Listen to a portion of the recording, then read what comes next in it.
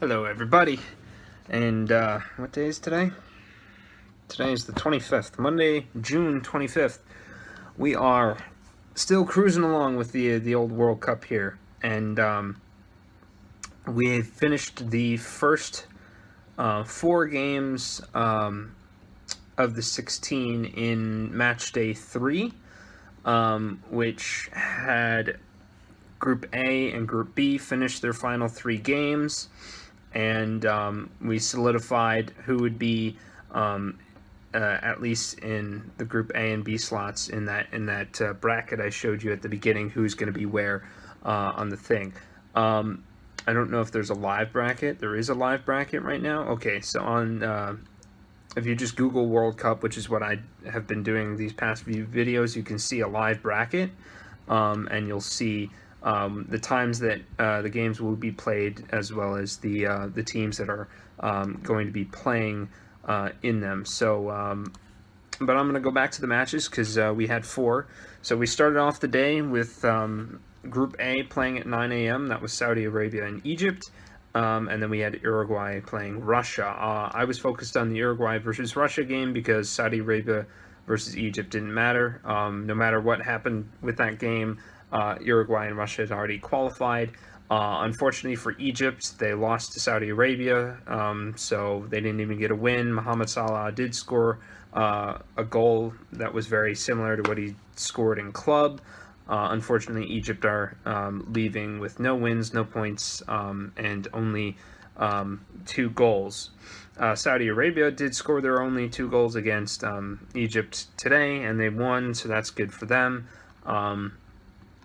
But then the real interesting match was Russia playing Uruguay, and whether or not Russia could actually compete with a team of Uruguay's quality, who are at least top 10, if not top 15, compared to Russia, who I think were ranked 67th coming into the tournament. So,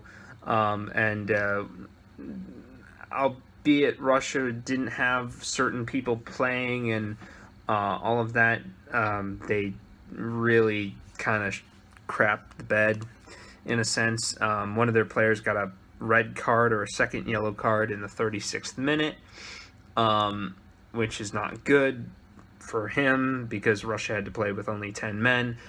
Uruguay capitalized on that, and they put 3 past Russia, which isn't too bad considering the fact, well, they went 2-0 down even before the red card.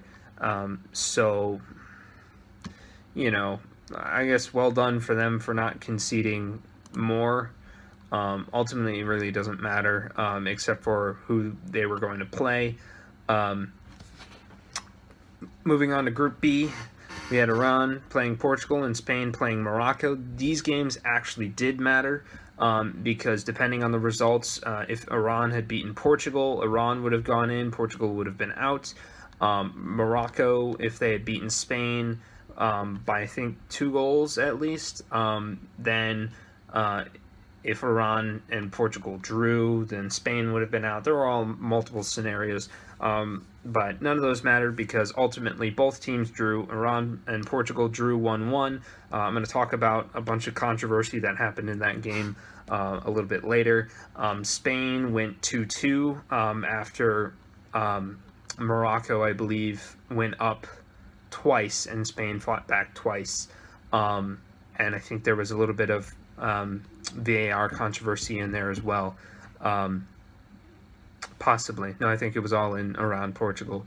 Yeah, so VAR, finally, there was one game that everybody's going to point to and say, oh, VAR is useless, it's pointless, and all that. But it's only one instance. This is what? Let's see, 32 games have been played. This was the 35th game, looks like. The 35th game.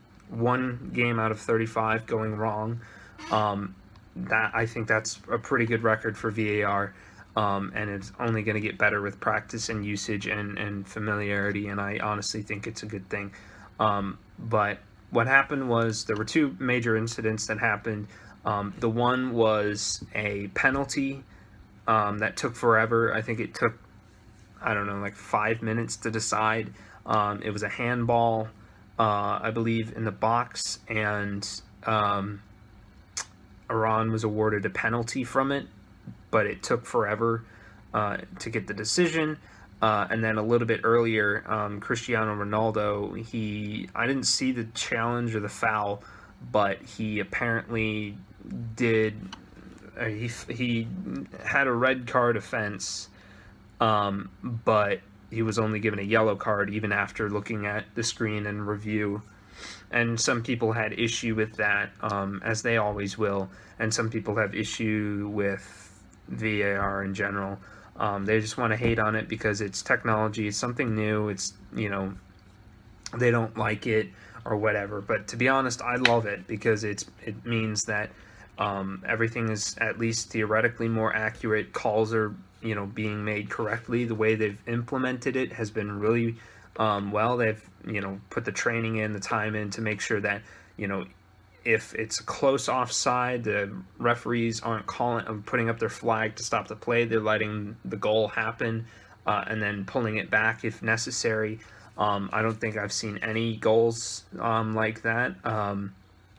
But I really do like the fact that they are, making sure to call handballs and bringing it back through VAR with fouls and stuff, because it just makes the game a little bit more, it makes the game more accurate, and it certainly prevents people from having as much controversy, though there's still controversy. So people who like to argue they still get that part of their soccer, itch scratched.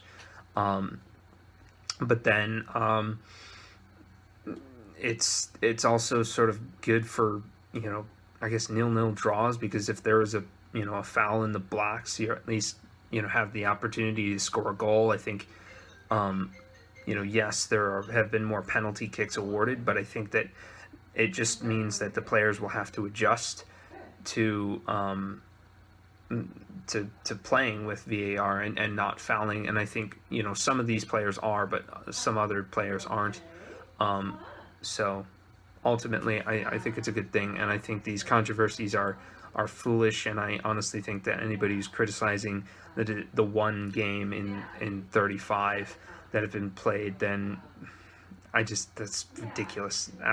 Absolutely ridiculous that they find they can pick out the one incident that just happened, when ultimately, it's just ridiculous. So there's controversy in it. You could probably look it up. I think ESPN was covering it a little bit, and but I think it's ridiculous, and people will yell at it and yell and scream about it, and the Brits will say, oh, this is why we don't want it in the Premier League or whatever. But really, it's just do it. Just do it. It's better. It's better for the game. It's better for rules. It means that you have to play the game clean as it's meant to be.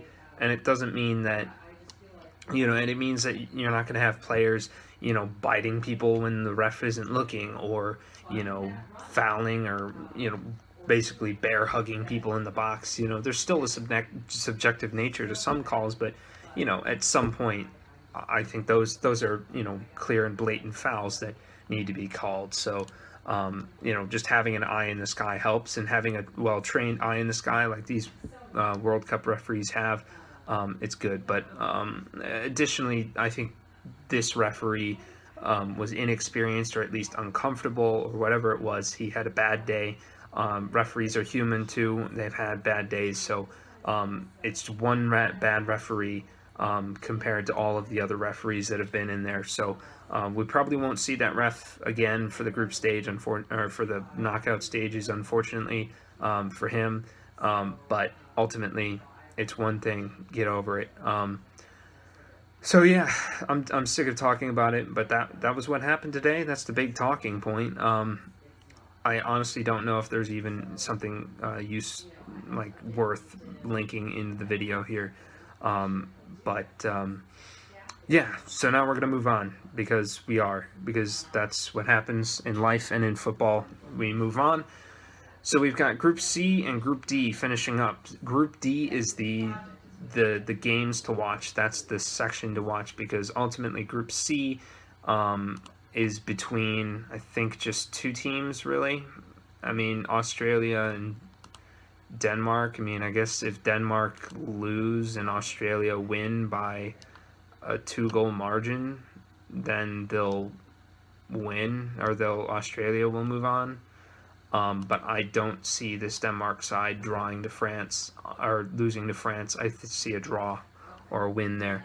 But yeah, so 9 a.m. you can watch it and all that. But then Group D is where the real fun begins because Argentina, they need to beat Nigeria. If they don't beat Nigeria, there's no chance that they qualify. Instead, it would be Nigeria and Croatia. In order for Iceland to qualify, they need to beat Croatia. And Nigeria need to lose. So Iceland are Argentinian fans, really, and Argentinian fans are Croatian fans for the day. But I think Iceland, they are a solid side.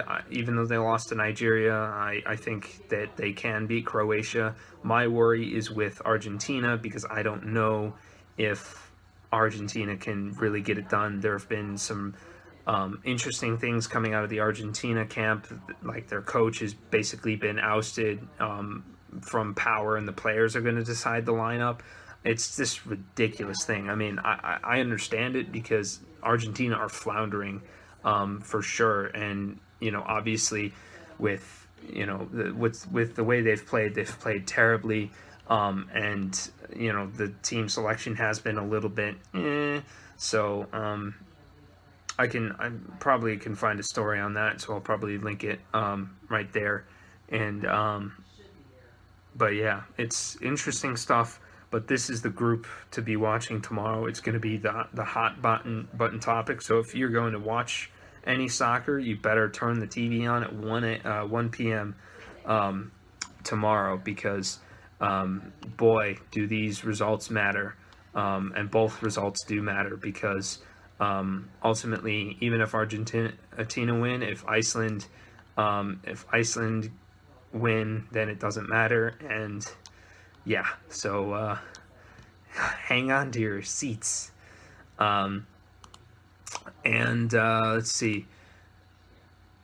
Yeah, and that'll all come into play with the bracket. So right now we've got for the bracket, moving on to the brackets, we've got Uruguay playing Portugal, and then Spain playing Russia. Which means Russia is going to go out there. Uruguay versus Portugal is going to be a very, very tasty game to watch because it'll be pretty much on par with the Spain-Portugal game we saw earlier in terms of skill level and everything else in that sense. So, yeah. So, regardless of that, we've got plenty of more matches to decide. We've got only 6 more knockout stages to decide, and I cannot wait. So that's it for today, and yeah, I'll try and link the stuff going on with Argentina, but I'm sure they'll cover it tomorrow too if I can't find anything. So catch you later.